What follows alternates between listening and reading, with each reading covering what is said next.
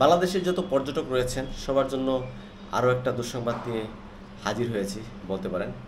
বাংলাদেশ সহ 14টি দেশের জন্য ভিসা বাতিল করেছে বা বাংলাদেশ সহ 14টি দেশকে অস্থায়ী যে ভিসা রয়েছে সেটা আর দিবে না সৌদি আরব। সৌদি আরব কর্তৃপক্ষ এই সিদ্ধান্তটা নিয়েছে। এখানে বাংলাদেশ, ভারত, পাকিস্তান, মিশর, Indonesia, Iraq, Nigeria, Jordan, Algeria, Sudan, Ethiopia, Tunisia, Yemen এবং মরক্কো সব মিলে মোট 14টি দেশকে অস্থায়ী যে ভিসা রয়েছে, বিশেষ করে ভিজিট ভিসা, পারিবারিক ভিসা যে ভিসাগুলো রয়েছে সেগুলো প্রদান করবে না সৌদি আরব সরকার।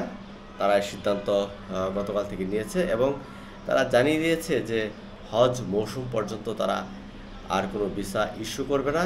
যাদের ভিসা আছে এই মুহূর্তে তারা 13 তারিখ পর্যন্ত ভ্রমণ করতে পারবেন, এরপর আর ভ্রমণ করতে পারবেন না, সৌদি আরবে প্রবেশ করতে পারবেন না। এর মধ্য দিয়ে আমরা একটা কিছু কিছু বিষয় খুব আশঙ্কার যে আমাদের দেশের মানুষকে বা এই সকল 12টি বা 14টি দেশের মানুষকে সৌদি আরব সরকার কীভাবে মূল্যায়ন করে, এদেশের মানুষ তাদের মান সম্মান যে নষ্ট করে এসেছেন সৌদি আরবে সেটাই এখানে প্রমাণিত।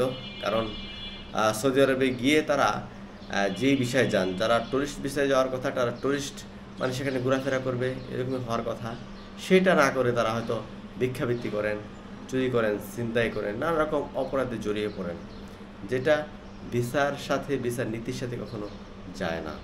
অস্থায়ীভাবে এসব দেশের মানুষ ওমরা, ব্যবসা, ভ্রমণ বা পারিবারিক ভিসা কোনোটাই পাবেন না।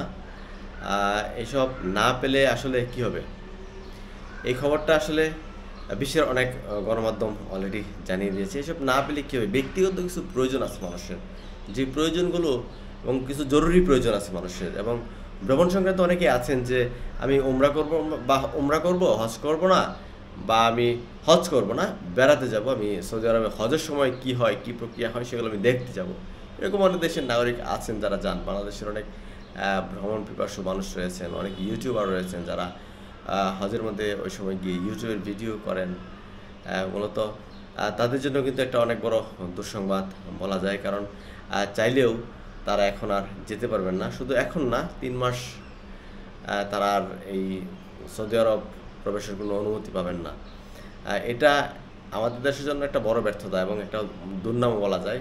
এটা অনেক বড় বদনাম আমাদের জাতি হিসাবে, মুসলিম জাতি হিসাবে আমাদের জন্য একটা অনেক বড় বদনাম যে আমরা হজের মৌসুমে গিয়ে ভিক্ষা করি। বাংলাদেশ এবং পাকিস্তান অনেক দেশের লোকজন রয়েছে যে হজে গিয়ে ভিক্ষা করেন। ভিক্ষা করার কারণে দেখা গেছে যে মানুষের হজের সমস্যা হয়, ব্যাঘাত ঘটে এবং বদনাম হয় ওই সব দেশের, যে এগুলো মানে অনাকাঙ্ক্ষিত যে কাজগুলো আছে সেগুলো যখন হয় তখন অনেক মানুষ বিরক্ত হয়। আরেকটা বিষয় হচ্ছে যে হজের মৌসুমে আপনি অনুমতি ছাড়া হজ করবেন, এটা আপনি কেমন মুসলমান? অনুমতি ছাড়া হজ করবেন, এটা কি হইল? এটা তো কোনোভাবে হয় না। আসলে সব কিছুর একটা নিয়ম আছে, নিয়মের ভিতর দিয়েই আমার মনে হয় আমাদের যাওয়া উচিত।